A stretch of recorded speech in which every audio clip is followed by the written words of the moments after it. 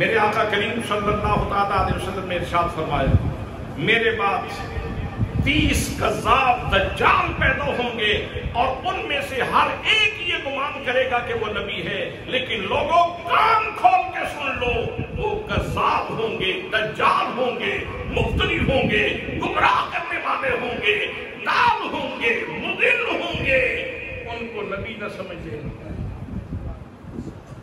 نبی مکرم صلی اللہ علیہ وسلم نے اپنا خواب ذکر فرمایا۔ میرے آقا فرماتے ہیں میں نے خواب میں دیکھا میرے سامنے سونے کے کنگن رکھے گئے، میں دیکھ کے پریشان ہو گیا، پھر مجھے حکم ہوا کہ ان کو پھونک مارو، پھر میں نے ان کو پھونک مار دی، وہ گرد کی طرح اڑ گئے، ختم ہو گئے۔ صحابہ کرام نے پوچھا کریم بتاؤ اس خواب کی تعبیر بھی ارشاد فرما دیں۔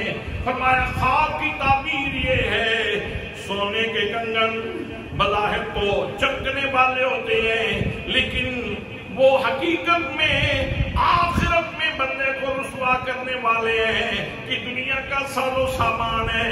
صحابہ کرام سن لو، اس سے مراد دو ایسے بندے ہیں جو عنقریب نبوت کا دعویٰ کریں گے لیکن وہ دونوں جھوٹے ہوں گے۔ اور حضور صلی اللہ علیہ وسلم کی حیات مبارکہ میں ہی دو بدبختوں نے نبوت کا اعلان کر دیا۔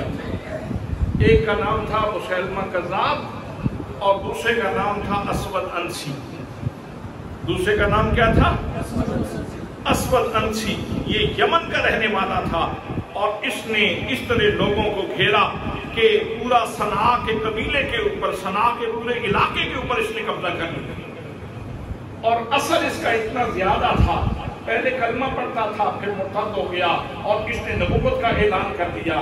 حضرات محترم، اب جو بندہ اس کا کلمہ پڑھتا تو اس کے لیے تو خلاصی ہوتی اور جو اس کو نہیں مانتا تھا اس کو سزا بھی دیتا تھا۔ حضرت عبداللہ بن صوب جن کا لقب، جن کی کنیت ہے ابو مسلم، اسے پتہ چلا کہ یہ مجھے نہیں مانتا۔ حضرت ابو مسلم خولانی کو اس نے بلایا، اپنے سامنے بٹھا کے کہنے لگا میں اللہ کا نبی ہوں، میری نبوت کا اقرار کرو۔ حضرت ابو مسلم خولانی کہنے لگے لا حول ولا قوت الا باللہ، اپنا چہرہ بھی دیکھ اور نبوت کا دعویٰ بھی دیکھ۔ اس طرح کے نبی ہوتے ہیں جنہوں نے بددعا کے چہرے والے نبی کا کلمہ پڑھا ہو، جنہوں نے واللیل کی زلفوں والے نبی کا کلمہ پڑھا ہو، جنہوں نے یاسین کی شان والے نبی کا کلمہ پڑھا ہو، وہ محمد مصطفیٰ کے بعد کسی اور کا کلمہ نہیں پڑھ سکتے۔ اس نے آگ جلائی، اپنے کاریگروں سے کہا ابو مسلم خولانی کو اٹھاؤ اور آگ میں پھینک دو۔ حضرات محترم، آگ آسمان سے باتیں کر رہی ہے۔ حضرت ابو مسلم خولانی کو لوگوں نے اٹھایا، آگ میں پھینک دیا، لیکن آج اللہ کریم نے جناب حضرت ابراہیم علیہ السلام کے معجزے کی طرح حضرت ابو مسلم خولانی سے کرامت کا ظہور فرما دیا۔ جناب ابو مسلم خولانی کو آگ میں پھینکا جاتا ہے، لیکن آگ جناب ابو مسلم خولانی کا کچھ بھی نہیں بگاڑتی۔ آپ انتہائی پرسکون انداز میں آگ کے اندر تشریف فرما ہے۔ تھوڑی دیر اندر رہنے کے بعد باہر آ گئے، وہ بنتائے حیرت میں ڈوب گئے، اس کے کرندے بھی اور اسود انسی بھی کہ ہوا کیا ہے۔ تو آپ نے فرمایا جو محمد مصطفیٰ صلی اللہ علیہ وسلم کے نام پہ بک جاتا ہے اللہ کریم خود اس کی حفاظت فرماتا ہے۔ اب انہوں نے کہا کہ اس ابو مسلم خولانی کو ملک بدر کیا جائے، اگر یہ اس علاقے میں رہا تو ہمارے لیے یہ آزمائش کا باعث ہوگا اور لوگ اسود انسی سے نفرت کریں گے۔ تو اس نے صنعاء کے علاقے سے جناب حضرت ابو مسلم خولانی رضی اللہ تعالیٰ عنہ کو جناب ابو مسلم خولانی رضی اللہ تعالیٰ عنہ یہاں سے نکلے. اب جانا کدھر تھا؟ جس کا دیس کوئی نہ ہو، مسلمان ہو، تو اس کا دیس یا مکہ ہوتا ہے یا مدینہ ہوتا ہے. جناب ابو مسلم خولانی رضی اللہ تعالیٰ عنہ جب مدینہ طیبہ میں پہنچے، یہاں آگے پتا چلا کہ جس جان کے لیے تڑپتا رہا ہوں وہ تو وصال فرما چکے ہیں. نبی مکرم صلی اللہ تعالیٰ علیہ وسلم کا وصال ہو چکا ہے. بہت مغموم ہوئے، بہت پریشان ہوئے. مسجد نبوی میں ایک سکون کے ساتھ نماز پڑھ رہے تھے.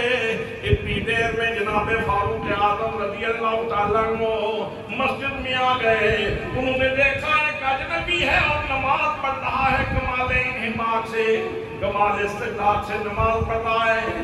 ادھر ابو مسلم خولانی نے سلام پھیرا. جناب فاروق اعظم رضی اللہ تعالیٰ عنہ قریب ہوئے اور آ کے کہنے لگے، او اجنبی کہاں سے آئے ہو؟ تو جناب حضرت ابو مسلم خولانی فرمانے لگے، میں یمن صنعاء سے آیا ہوں.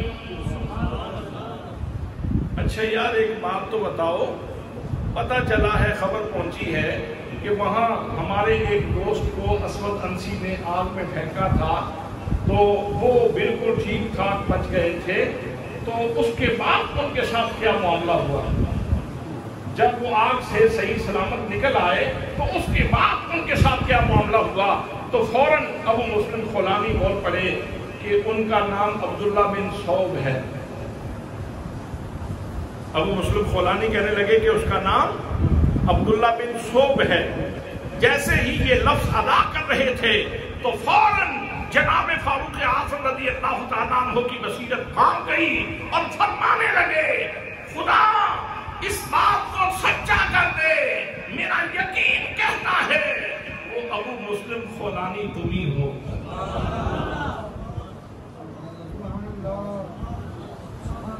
انہوں نے کہا کہ میں ہی ہوں. وہ واقعہ تو ذرا سناؤ. اب حضرت ابو مسلم خولانی اپنی گفتہ سنا رہے ہیں، غلامی رسول پہ جان کیسے قربان کی جاتی ہے اور پھر اللہ کریم امان کیسے عطا فرماتا ہے.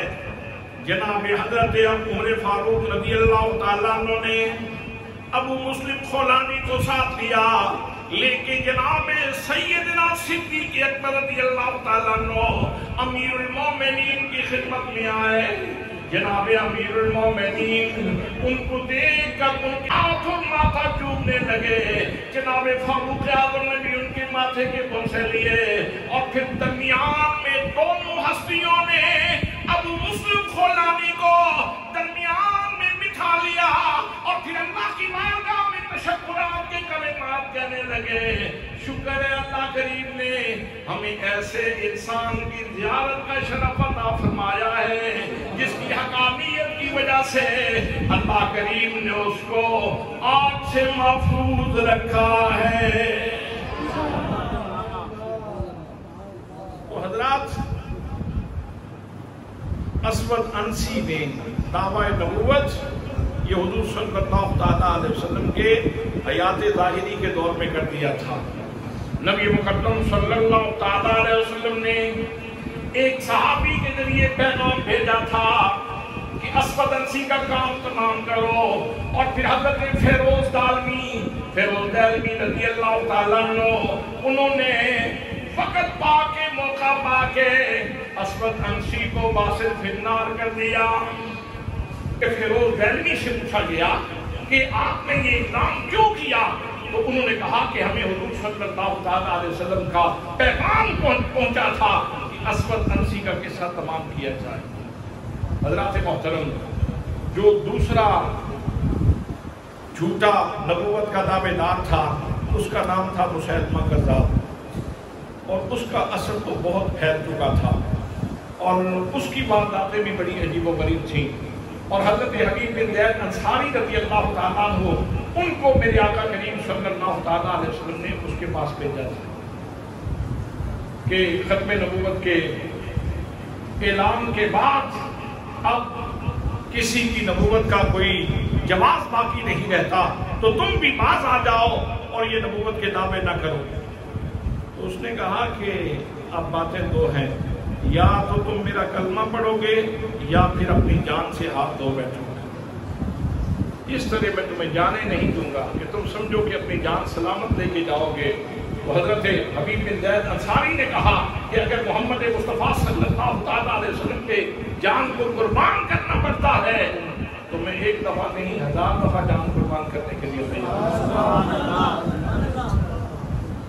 حضرت حبیب بن زید انصاری نے کہا کروں تیرے نام پہ جان فدا، نہ بس ایک جان دو جہاں فدا، دو جہاں سے بھی نہیں دی بنا، کروں کیا کروڑ جہاں نہیں۔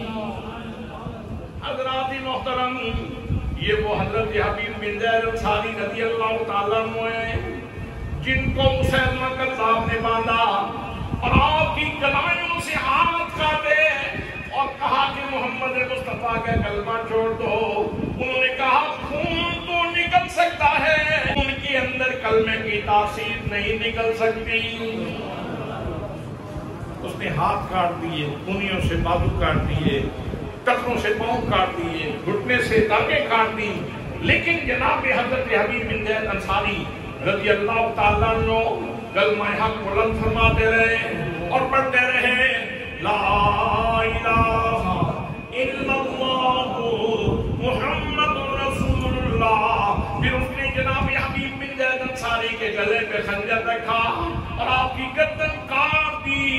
حضرات محترم، مسلمہ درمیان میں بیٹھا تھا اور حبیب بن زید انصاری کے جسم کے ٹکڑے دائیں بائیں پڑے تھے اور ایک ایک ٹکڑے سے آواز آ رہی تھی لا الہ الا اللہ محمد رسول اللہ۔ اس عقیدے کے حفاظت کے لیے اس طرح لوگوں نے قربانیاں دی ہوں، اور آج اتنی آسانی سے مرزا قادیانی کے ماننے والے اس ہمارے عقیدے کے اتنے بڑے محل کو گرا دیں، یہ آسان کام ہے؟ ہم اس کی اجازت دے سکتے ہیں؟